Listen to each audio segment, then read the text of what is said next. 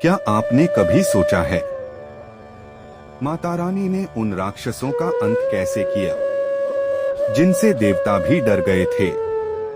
आज मैं आपको वही सच्ची कहानी सुनाने वाला हूँ। बहुत प्राचीन समय की बात है, जब पृथ्वी, स्वर्ग और पाताल तीनों लोकों में शांति थी। देवता अपने अपने कार्यों में लगे रहते थे और मानव जीवन भी संतुलित था। लेकिन यह शांति अधिक समय तक नहीं रही, क्योंकि एक भयंकर असुर जन्म ले चुका था, महिषासुर। महिषासुर आधा भैंसा और आधा मानव था और उसके भीतर अपार शक्ति थी। उसने सोचा कि अगर उसे अमरता मिल जाए तो वह तीनों लोकों का राजा बन सकता है। इसी इच्छा से उसने घोर तपस्या शुरू की। वर्षों तक कठिन तप करने के बाद अंततः भगवान ब्रह्मा प्रकट हुए। महिषासुर ने वरदान मांगा कि कोई भी देवता या पुरुष उसे मार न सके। ब्रह्मा ने कहा कि जन्म लेने वाले को मृत्यु अवश्य है, इसलिए अमरता नहीं मिल सकती। तब महिषासुर ने चालाकी से कहा, मुझे ऐसा वरदान दीजिए कि मुझे कोई देवता या पुरुष न मार सके। ब्रह्मा ने तथास्तु कह दिया। अब महिषासुर अहंकारी हो गया। उसने सोचा कि एक स्त्री उससे युद्ध नहीं कर सकती, इसलिए वह सुरक्षित है। उसने अपनी सेना के साथ स्वर्ग पर आक्रमण कर दिया। इंद्र और अन्य देवताओं ने उसका मुकाबला किया, लेकिन वे हार गए। स्वर्ग पर महिषासुर का अधिकार हो गया। चारों ओर भय और अंधकार फैल गया। देवता निराश होकर भगवान विष्णु और शिव के पास गए। तब सभी देवताओं के क्रोध और ऊर्जा से एक अद्भुत दिव्य प्रकाश उत्पन्न हुआ। यह प्रकाश मिलकर एक देवी का रूप लेने लगा। वह थी माँ दुर्गा। माँ दुर्गा के 10 हाथ थे और हर हाथ में एक दिव्य अस्त्र था। भगवान शिव ने उन्हें त्रिशूल दिया, विष्णु ने सुदर्शन चक्र, इंद्र ने वज्र, वरुण ने शंख, अग्नि ने शक्ति और अन्य देवताओं ने भी अपने अपने अस्त्र दिए। माँ दुर्गा सिंह पर सवार होकर युद्ध के लिए निकली। उनका तेज इतना प्रचंड था कि पूरा ब्रह्मांड कांप उठा। जब महिषासुर को यह समाचार मिला तो वह हंस पड़ा। उसने सोचा, एक स्त्री मुझे कैसे हरा सकती है। युद्ध शुरू हुआ। महिषासुर की सेना ने आक्रमण किया, लेकिन माँ दुर्गा ने अकेले ही पूरी सेना का संहार कर दिया।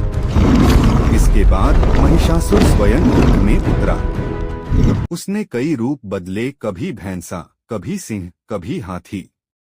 युद्ध कई दिनों तक चलता रहा। अंत में माँ दुर्गा ने अपने त्रिशूल से महिषासुर को धराशायी कर दिया और उसका वध कर दिया। देवताओं ने जयकार की और पूरे ब्रह्मांड में फिर से शांति स्थापित हुई। इसी विजय के प्रतीक के रूप में नवरात्रि और दुर्गा पूजा मनाई जाती है।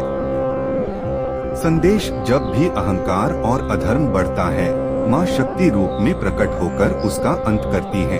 महिषासुर के वध के बाद भी संसार में शांति लंबे समय तक नहीं रही।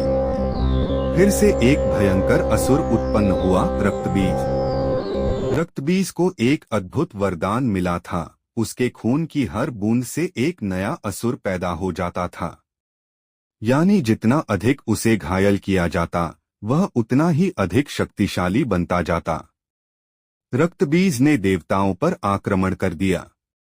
देवताओं ने उसका सामना किया, लेकिन वे असफल रहे। जितना वे उसे मारने की कोशिश करते, उतने ही नए असुर उत्पन्न हो जाते। तब देवताओं ने माँ दुर्गा का स्मरण किया। माँ दुर्गा प्रकट हुई और युद्ध शुरू किया। लेकिन समस्या वही थी, हर प्रहार के साथ रक्तबीज की संख्या बढ़ती जा रही थी। तब माँ दुर्गा ने अपने क्रोध से एक और भयंकर रूप धारण किया, माँ काली। माँ काली का रूप अत्यंत भयानक था।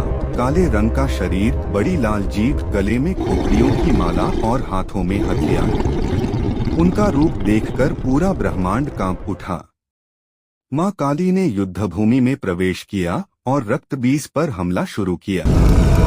लेकिन इस बार उन्होंने एक नई रणनीति अपनाई। उन्होंने अपनी जीभ फैलाकर रक्तबीज के खून को जमीन पर गिरने से पहले ही पीना शुरू कर दिया। अब जैसे ही रक्तबीज घायल होता, उसका खून जमीन तक पहुंचने से पहले ही मां काली पी लेती। इस तरह नए असुर पैदा होना बंद हो गए। कुछ ही समय में रक्तबीज कमजोर हो गया और अंततः मां काली ने उसका वध कर दिया। लेकिन युद्ध के बाद भी मां काली का क्रोध शांत नहीं हुआ। वे उग्र रूप में सब कुछ नष्ट करने लगीं। तब भगवान शिव स्वयं उनके सामने लेट गए। जैसे ही मां काली ने शिव पर पैर रखा, उन्हें अपनी गलती का एहसास हुआ और उनका क्रोध शांत हो गया। संदेश: बुराई कितनी भी चालाक क्यों न हो, मां शक्ति बुद्धि और शक्ति से उसका अंत कर देती हैं। माता रानी की शक्ति अनंत है। जब भी अधर्म बढ़ता है, वो किसी न किसी रूप में आकर धर्म की रक्षा जरूर करती हैं। अगर आप भी माता रानी में विश्वास करते हैं तो कमेंट में जय माता दी जरूर लिखें।